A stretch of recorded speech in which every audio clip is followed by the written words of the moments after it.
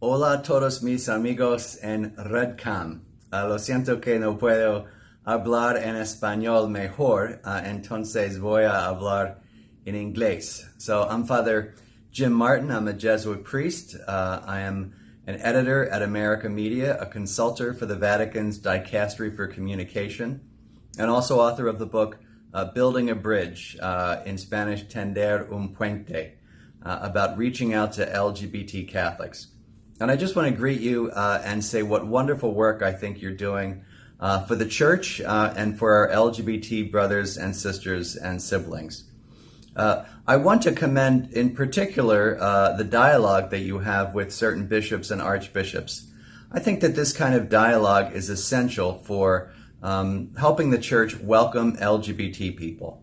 One of the problems in the church is that many church leaders, archbishops, cardinals, bishops, pastors, as well as lay leaders, really don't know LGBT people very well. We know married people, we know young people, we know people of color, we know migrants and refugees. I think the church knows so many people from the community. However, LGBT people are still largely unknown. There's a number of reasons for that, but I think it's really important for this kind of dialogue to happen. I think when dialogue happens, people learn more. People learn from stories. People learn from listening to people. So it's just as important and effective, and I think even more important and more effective than advancing arguments, right?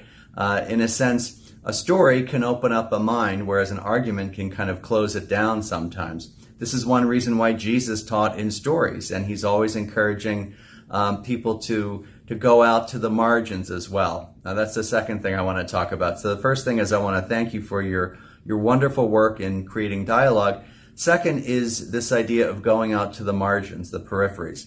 This is something that Pope Francis talks about a lot. We meet Jesus and we meet the Holy Spirit on the peripheries, on the margins.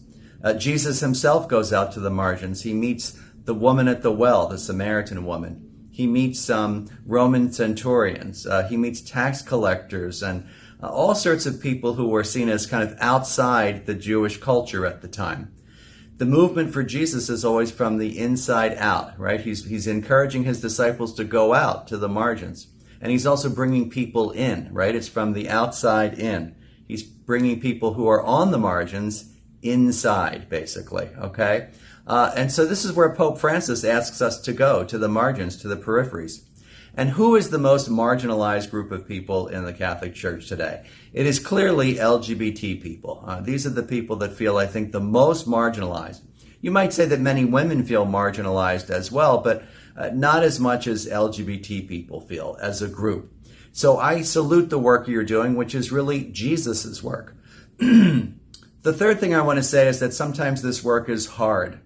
This is the fruit of a retreat I did this year where I was thinking about people like Mary and Joseph and Elizabeth and Zechariah and thinking about how hard their lives were when they first got news of the birth of Jesus and the birth of John the Baptist, right? We tend to think, well, after that, everything was fine and everything was easy. It wasn't. It was very difficult for them. It was confusing. It was physically difficult at times. They didn't know sometimes where they were going or what was going to happen. And so I think that just because the work is hard doesn't mean that you're doing the wrong thing, right? I think the life of the disciple can be very difficult at times, and particularly the life of the person who is working in LGBT ministry. But what I'm trying to say is that's okay, right? Está bien. It's okay that it's hard. It's not always difficult, but just because it's difficult and you have a lot of obstacles to surmount does not mean that you're, somehow doing the wrong thing. So I want to thank you for your outreach and your dialogue. I want to thank you for your going to the margins, as Jesus did and as Pope Francis asks us to do. And I want to encourage you to persevere even during the hard times, because you're doing great work. So thanks very much. Y lo siento again that no puedo hablar en español mejor.